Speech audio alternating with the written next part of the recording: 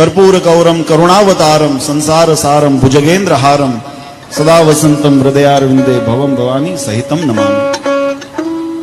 અને સમુદ્ર મંથનની અંદર એક બાજુ દેવતાઓ એક બાજુ અસુરો અને મંદરાચલ પર્વતનું એમાં મેર બનાવ્યો અને વાસુકી નાગથી એની જ્યારે મંથન કરવામાં આવ્યું ત્યારે એમાં સૌ પ્રથમ હળાહળ નીકળ્યું છે અને જ્યારે વિષ નીકળ્યું ત્યારે બધાએ દેવતાઓ અને અસુરો બધા જે હતા ને એનાથી છેટા થયા છે કે આને કોણ ગ્રહણ કરે, આ હળાહળ છે ને એ તો આખું બ્રહ્માંડની અંદર આ વિશ્વની અંદર એનો નાશ કરી નાખ્યો।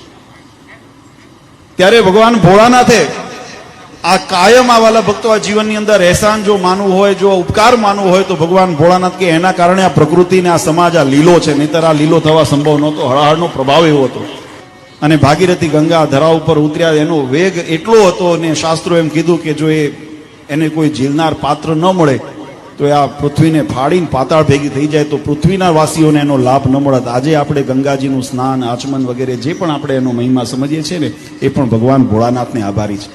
એને પોતાની જટાધાર ઉપર એને ગંગાને ધારણ કરી અને એટલે ગંગાધર કહેવાના।